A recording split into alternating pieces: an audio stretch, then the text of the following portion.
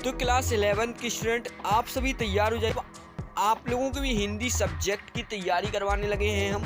आप लोगों को इंपॉर्टेंट क्वेश्चंस प्रोवाइड कर रहे हैं और ऐसे इंपॉर्टेंट क्वेश्चंस प्रोवाइड कर रहे हैं जो आप लोगों को पेपर में हर बार पूछे आते हैं। तो आप लोगों को कर लेना है 2 मार्क्स के इंपॉर्टेंट क्वेश्चन अपन लोग इस वीडियो पे देखने वाले हैं।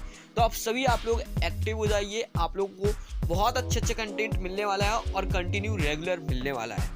चलिए तो अपन लोग इस वीडियो को स्टार्ट करेंगे। इससे पहले आपने अपने YouTube चैनल को सब्सक्राइब नहीं किया है, YouTube चैनल को सब्सक्राइब करके बेल आइकन को प्रेस करके टेलीग्राम चैनल को ज्वाइन कर लीजिएगा।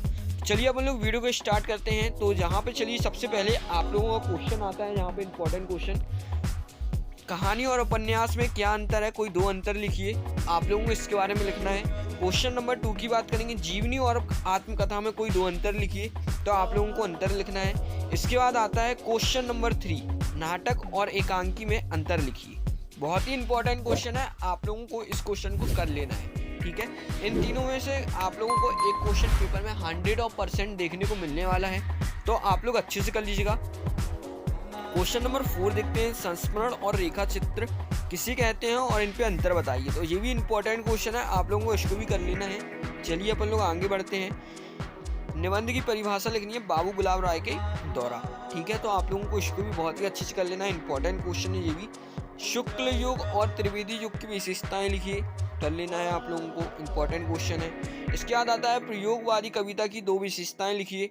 बहुत ही आईएमपी क्वेश्चन है। अच्छा, इसमें हम आप लोगों को ना 2 सब्जेक्ट के बताने वाले हैं। देखिए किस प्रकार से, एक तो आप लोगों का काव्यबोध हो गया और एक गद्य साहित्य हो गया। ये 2 टॉपिक अपन लोग इस वीडियो पे कवर करने वाले हैं। तो ये जो अपना है ना, ये अपना अब गद्य काव्यबोध स्टार्ट हो चुका है। ठीक है, तो आप लोगों को इसको अच्छे से कर लेना है।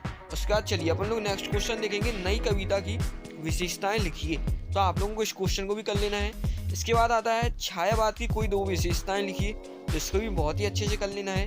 इसके बाद आता है क्वेश्चन नंबर 10, रीतिकाल को श्रृंगार क्यों कहते हैं और उनके कवियों का नाम लिखिए। तो आप लोगों को इसको भी कर लेना है। ठीक है, उसके बाद आता है क्वेश्चन नंबर 11, भारतेंदु युग की प्रवृत्तियां लिखिए।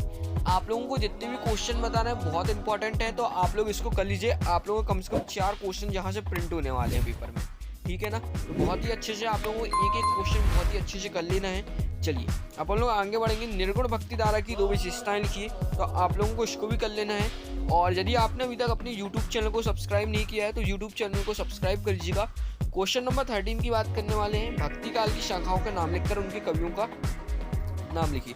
ये क्वेश्चन एक बार आप लोगों का आ चुका है, तभी से हमने ज़्यादा क्वेश्चन दे दिया, लेकिन इतना इंपॉर्टेंट नहीं है। ठीक है, इसके बाद आता है आप लोगों का रिपु तारजे से क्या आशा है। तो ये भी इतना इंपॉर्टेंट नहीं है, इसको करना हो तो कर लेना, नहीं तो मत कीजिएगा। ठीक है, चलिए तो आप लोगों के यहाँ पे जितने जो क्वेश्चन है आप लोगों के सारे के सारे कंप्लीट हो चुके हैं। तो आप लोगों को काव्यबोध और पद्य साहित्य में सिर्फ आप लोगों को इतना ही करना है। इसके बाद एक अगला पार्ट आएगा जिसमें हम आप लोगों को वितान के भी बताने वाले हैं और भी बहुत सारी चीज़ें हैं, उनके क्वेश्चंस आप लोगों को बताने वाले हैं। तो यूट्यूब चैनल को सब्सक्राइब कर दीजिएगा जिससे कि सबसे पहले नोटिफिकेशन आप तक पहुँच सके।